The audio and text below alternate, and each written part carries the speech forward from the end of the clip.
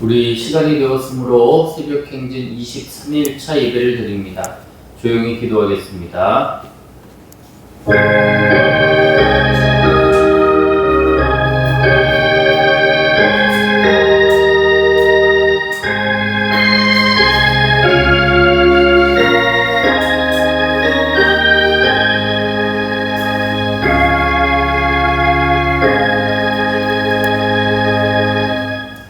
찬송가 270장 찬송합니다.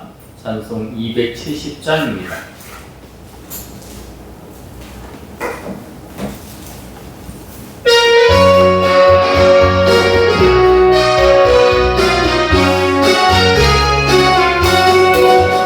괜찮은 주님의 사랑과 거룩한 보혈의 눈물을 우리가 찬양을 합시다. 주님을 만나볼 때까지 예수는 우리를 깨끗게 하시는 주시니 그의 피 우리를 눈보다 거리게 하시네. 우리를 깨끗게 한 피로 무궁한 생명의 누리세 생명의 구원을 받은 자 하나님 찬양을 합시다. 예수는 우리를 깨끗게 하시는 주시니 그의 피 우리를 눈보다 거리게 하셨네. 주님의 거룩한 보혈을 날마다 입으로 간증히 담대히 싸우며 나가세. 천국에 들어갈 때까지 예수는 우리를 깨끗게 하시는 주시니 그의 피 우리를 눈보다 거리게 하시네. 십자가 단단히 붙잡고 날마다 이기며 나가세. 머리에 그 유한 쓰고서 주 앞에 찬양할 때까지 예수는 우리를 깨끗게 하시는 주시니 그의 피 우리를 눈보다 거리게 하셨네. 우리 한 장 더 찬송합니다. 288장 찬송 부르겠습니다. 찬송 288장입니다.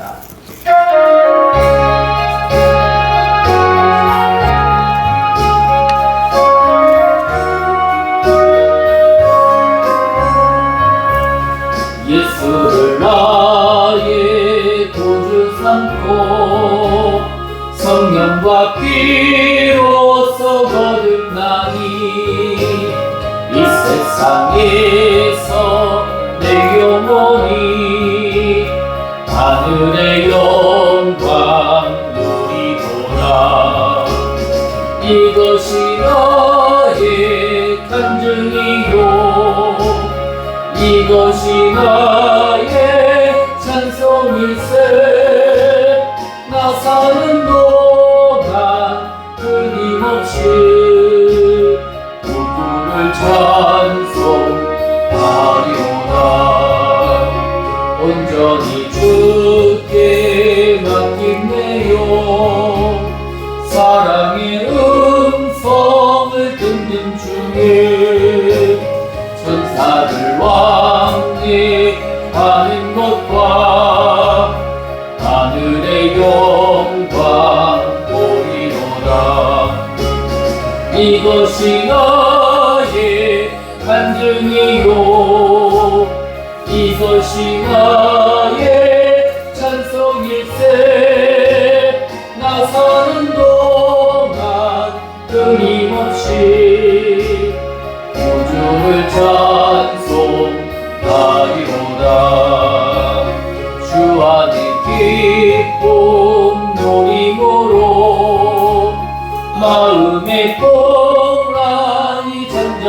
하나님 세상과 나는 간 곳 없고 구속한 주만 보이도다. 이것이 나의 간증이요 이것이 나의 산성일세. 나 사는 동안 끊임없이 주를 찬송하리로다. 아멘.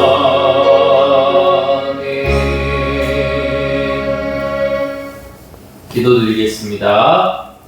우리를 사랑하시고 우리와 오늘도 함께하여 주시는 주님의 은혜를 감사합니다.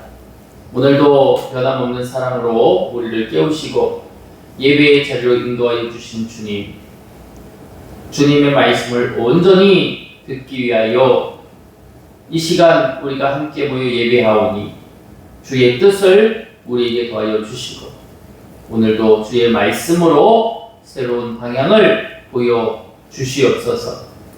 그 방향으로 말미암아 우리가 갈 길을 몰라 머뭇거리지 않게 하시고 더욱더 주의 말씀에 확신을 가져 지쳐있는 이들에게는 위로를, 믿음이 약한 자들에게는 일어설 용기를 허락하여 주옵소서.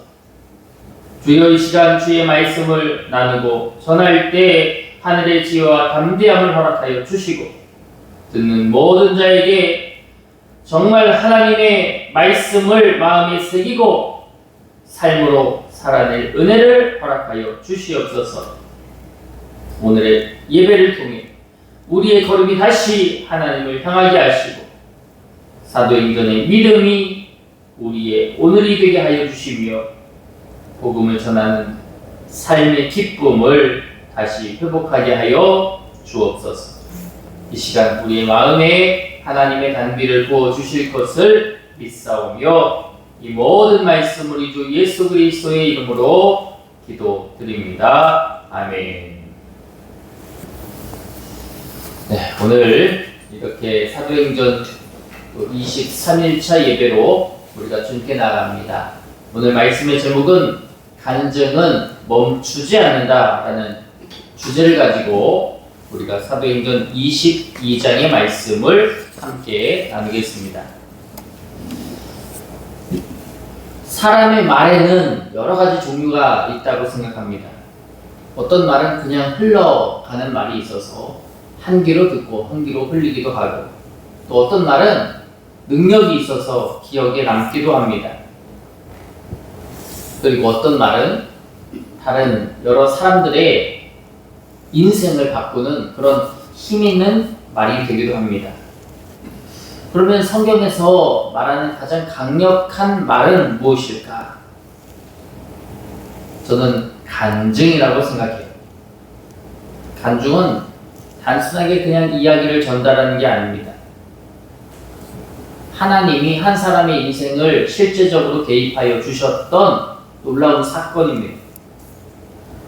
그래서 간증은 그냥 옛날 일을 설명하는 게 아니라 하나님께서 하신 역사를 증거하는 일이고 또 역사 자체이고 또 하나님의 살아있는 일하심입니다. 사도행전 22장은 이 사도 바울이 군중들 앞에서 간증하는 장면으로 등장을 하거든요. 그런데 왜 사도 바울이 지금 이 군중들 앞에서 간증을 하게 되었느냐? 이 줄거리를 알려면 21장 말씀을 우리가 알아야 합니다. 이전에 21장에서 바울은 예루살렘에 도착하게 됩니다. 그 예루살렘에서 야고보와 장로님들을 만나는데 이 장로님들이 바울에게 전하는 바 지금 유대인들이 당신에 대해서 오해하고 있다는 거예요. 그럼 무엇을 바울에 대해서 오해하느냐? 바울이 모세의 율법에 대해서 이 율법을 완전히 버려라 이렇게 가르쳤다는 것입니다. 내가 주님을 증거하는 바와 그것이 좀 맞지 않는다 라고 했더니 이 장로님들이 그러면 그들 앞에서 좀 오해를 풀어다오. 저들이 극심하게 격렬하게 지금 바울 당신을 반대하고 있습니다 라고 알립니다. 알겠다고 내가 이 유대인들에게 가서 잘 이야기해 보겠다고 이제 그 말에 순종하기로 해요. 그래서 이 바울이 유대인들이 많은 장소인 성전으로 나아갑니다. 그런데 또 그곳에서 오해가 생깁니다.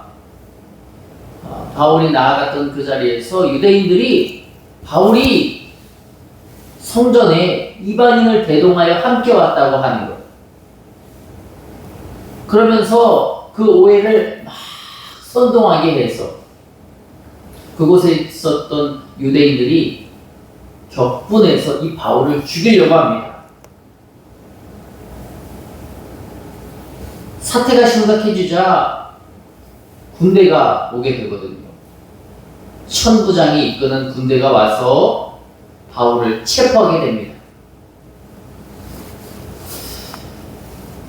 바울이 체포돼서 끌려가는 가운데 천부장에게 부탁해요. 내가 저 군중들에게 좀 나를 좀 변호할 그런 좀 시간을 주었으면 좋겠다고. 그들의 오해를 풀어야 된다고. 그러니까 잠깐의 시간을 좀 나에게 주었으면 좋겠다. 그랬던 천부장이 이를 허락해 줍니다. 그래서 이제 이 바울이 끌려가는 찰나에 군중들 앞에 서서 지금 자신의 이야기를 간증하는 시간을 부여받은 거예요. 이 22장의 출발이 바로 그 장면입니다. 이 바울이 이제 군중 앞에 서서 자신의 이야기를 다시 꺼내서 그의 이야기를 말하는 그 순간입니다. 이 간증을 바울이 표현하는 것은 복음이 한 사람의 인생을 어떻게 바꾸었는가를 보여주는 살아있는 증언입니다. 사도행전 22장을 보면 굉장히 분명한 어떤 구조를 가지고 있어요. 첫 번째 장면은 바울이 과거의 자기 자신을 표현하는 장면이 나오고요. 두 번째 장면은 다메섹에서 예수님을 만났던 장면. 세 번째는 이제 예수님이 바울을 완전하게 변화시켜 주셔서 바울을 쓰셨던 장면. 그리고 네 번째는 현재 그가 받은 그 사명으로 말미암아 했던 여러 가지 일들. 그리고 다섯 번째는 군중들이 그 말을 듣고 반응했던 모습을 이제 이 22장에서 표현하고 있습니다. 이 말씀들을 통해서 저는 한 가지를 좀 알게 됐어요. 그것은 하나님이 이 사람을 어떻게 바꾸셨는지를 이 말씀 안에서 분명하게 깨닫게 됩니다. 바울은 군중들 앞에 자신의 과거에 대해서 이야기합니다. 한번 성경을 볼 텐데 3절입니다. 3절 22장 3절 우리 한번 성경을 읽어보겠습니다. 시작. 나는 유대인으로 길리기아 다소에서 났고 이 성에서 자란 가말리아의 문화에서 우리 조상들의 율법의 엄한 교훈을 받았고 오늘 너희 모든 사람처럼 하나님께 대하여 열심히 있는 자라. 바울이 자기 자신을 설명합니다. 그런데 저는 이 장면을 통해서 좀 느끼는 바가 있습니다. 원래 보통 이러한 간증 같은 것들을 하면 자기 실패, 혹은 실수, 혹은 죄, 혹은 부끄러운 것들, 이러한 것들은 어떻게 하나요? 좀 감추고 하지 않나요? 그런데 바울의 간증을 보면 이것을 먼저 드러냅니다. 그리고 그 과거를 하나님 앞에서 다시 해석해 내고 있어요.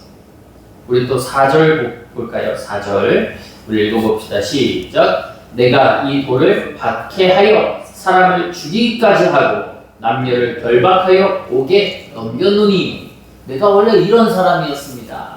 내가 원래 사람들 결박해서 옥에 넘기고 죽이기까지 했던 그런 사람입니다 라고 하는 것을 바울이 표현하고 있습니다. 그래, 이것이 어쩌면 바울의 간증의 시작이죠. 간증이 어떤 사람들의 이야기일까라는 생각을 해봅니다. 간증은 나 좋은 사람입니다. 나 깨끗한 사람입니다. 나 능력받은 사람입니다.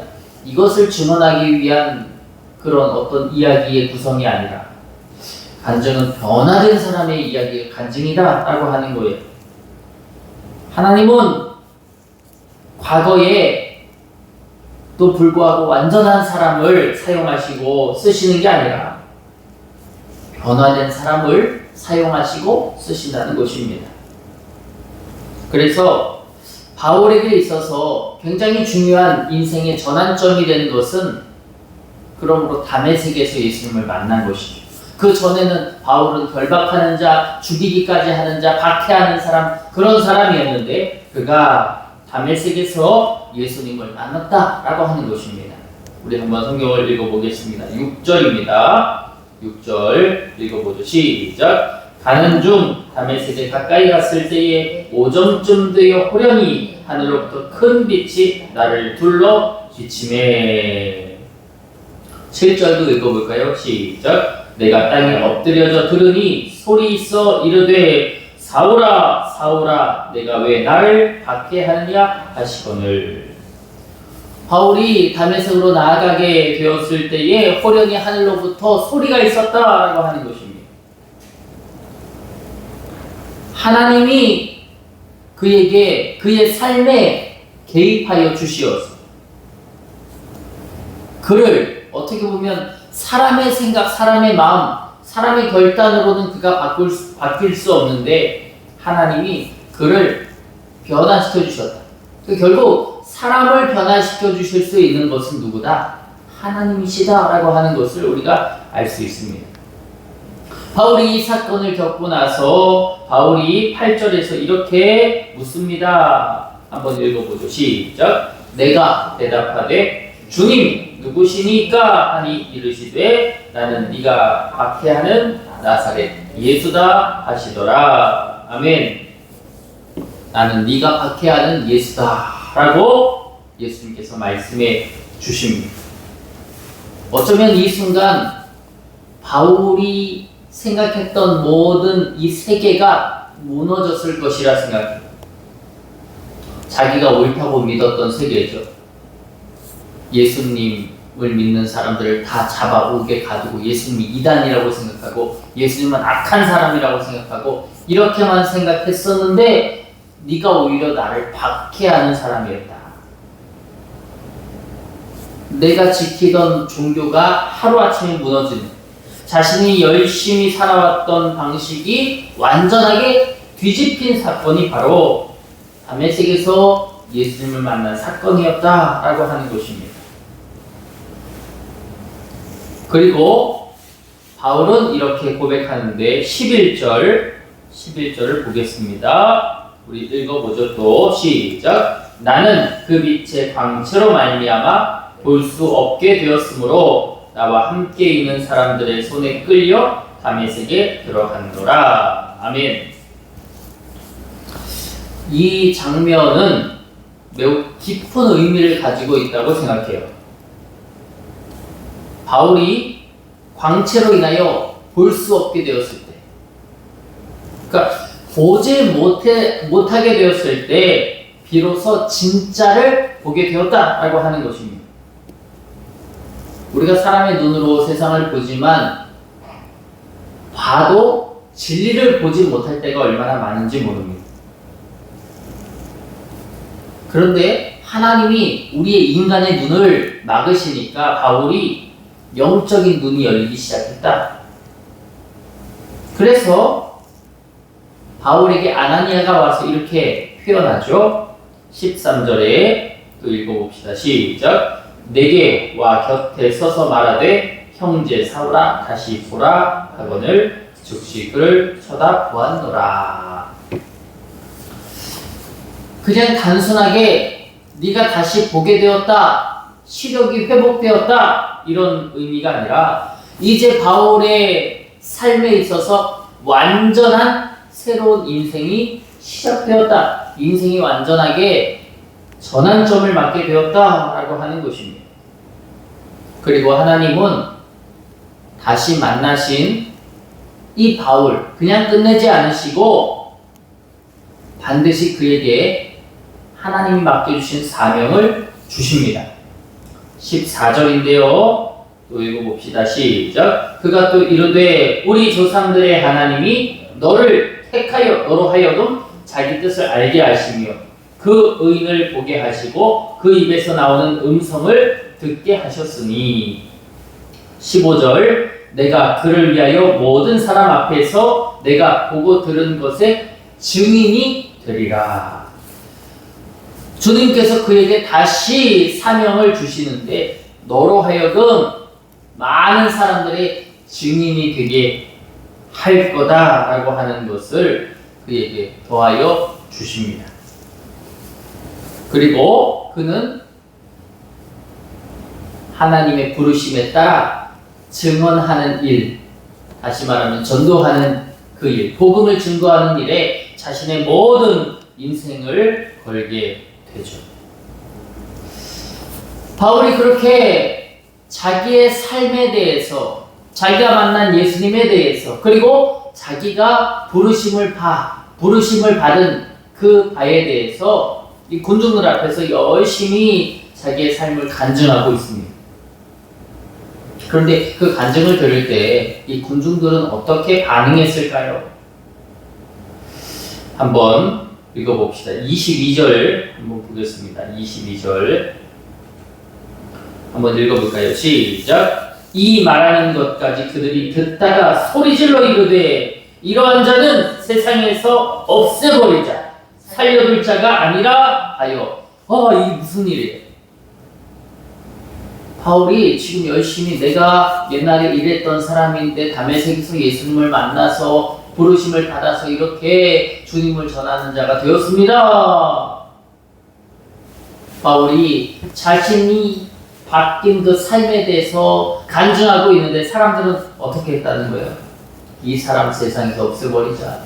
이 사람 살려둘 자가 아니다 라고 했다. 아니 왜 정말 마음을 다한 이 간증이 많은 군중들에게 반대를 일으켰을까요?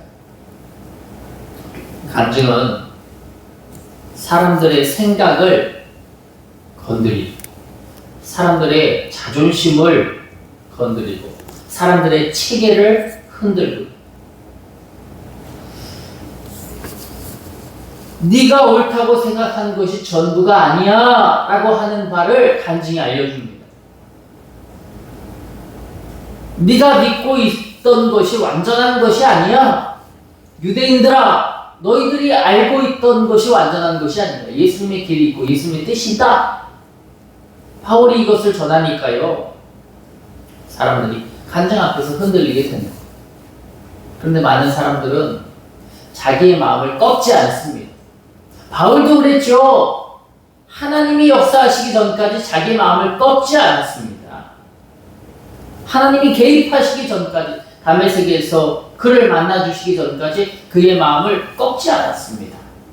어쩌면 바울도 마찬가지인 사람일 것이요.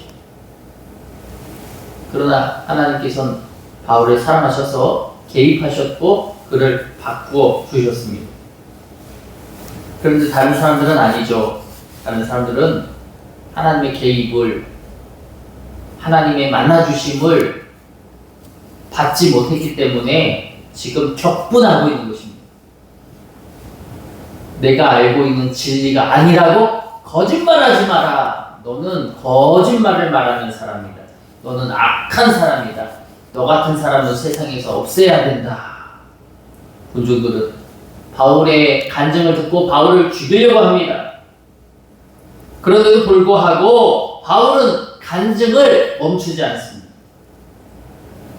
간증이 무엇이에요? 간증은 사람들을 설득하려고 하는 이야기가 아니라 하나님이 역사하신 이야기, 하나님의 역사 자체이기 때문입니다. 간증은 억지로 하는 것이 아니잖아요. 지금 하나님이 내게 하셨던 그 살아있는 역사, 살아있는 사실을 그저 이야기할 뿐입니다. 역사하시는 분은 누구세요? 하나님이시죠. 역사하시는 분은 하나님이십니다. 개입하시는 분은 하나님이십니다. 그렇게 바울은 마음을 다해서 주님을 증거하고 또 증거합니다. 예수 그리스도를 계속 증거하고 있는 거예요. 결국 간증은 내 얘기가 아니라 예수님에 대한 이야기이다라고 하는 것입니다. 간증. 저와 여러분에게도 예수님의 이야기가 있을 것입니다. 그래서 바울의 간증은 어쩌면 마무리되었지만 22장의 간증은 지금도 계속되고 있는 것이에요. 저와 여러분의 간증으로 말입니다. 하나님이 우리를 만나주시고 하나님이 우리에게 사명을 주시고 하나님이 우리의 길을 여시고 우리를 하나님의 부르심 속에서 새로운 그 사명, 복음을 전하라는 그 사명, 그 사명의 길로 인도하여 주시기 때문입니다. 성경을 읽다 보니까 왜 이렇게까지 이 군중들이 화가 났을까 생각해 보게 되었어요. 근데 저는 그 이유가, 그 원인이 21절에 있지 않은가 이런 생각을 해보게 됐습니다. 한번 21절을 한번 읽어볼까요? 21절 읽어봅시다. 시작. 나더러 또 이르시되 떠나가라. 내가 너를 멀리 이방인에게로 보내리라 하셨느니라. 아멘. 유대인들에게 있어서 가장 큰 자부심은 하나님이 우리를 택했다라고 하는 것입니다. 유대인들은 이스라엘 사람이잖아요. 이스라엘 사람들을 택한 족속이다라는 표현으로 말합니다. 왕같은 제사장이다라고 말합니다. 그러니까 하나님께 선택받은 건 우리 이스라엘 사람들밖에 없는데 지금 바울이 뭐라고 하고 있는 거예요? 당신들 이스라엘 사람들 뭐하라? 이방인에게 복음을 전하라 라고 하는 것입니다. 그것이 너희들의 본분이다 라고 하는 거예요. 그러니까 그렇게 말하는 바울을 보고 오히려 네가 이단이다 라고 하고 있는 거죠. 가장 주님을 믿으면서 어려운 게 있다면 하나님과 내 생각이 충돌될 때 내 생각을 바꾸는 것이 가장 어려운 것 같아요. 그러나 분명한 것은 하나님은 우리가 변화될 때 우리를 사용하신다는 것입니다. 오늘 바울은 간증을 통해서 사람들의 마음을 두드리고 있습니다. 저와 여러분은 얼마나 하나님의 뜻과 이루신 역사를 통해서 사람들의 마음을 두드리고 있습니까? 정말 우리가 오늘을 살아가는 그 삶 속에서 우리도 누군가에게 주의 복음을 전할 때마다 그 복음으로 전도의 무기로 삼을 때마다 정말 그 간증 가운데 하나님의 역사가 온전히 임하기를 소원하고 또 바울처럼 자기의 목숨을 걸더라도 그 예수님의 이야기, 나를 바꾸신 그 역사를 통하여서 만방에 주님을 증거하는 우리 모두가 되기를 주님의 이름으로 축복합니다. 기도드리겠습니다. 사랑의 아버지 하나님 감사합니다. 오늘 우리의 삶 속에서도 하나님께서 역사하여 주실 것을 믿습니다. 우리의 과거를 숨기지 않게 하시고 오히려 간증으로 사용하여 주시옵소서. 주님을 만나게 하시고 영의 눈을 열어 주시옵소서. 부르심 없는 신앙이 아니라 사명 있는 인생들이 되게 하여 주시고 고난 속에서도 복음을 멈추지 않는 우리가 되게 하여 주옵소서.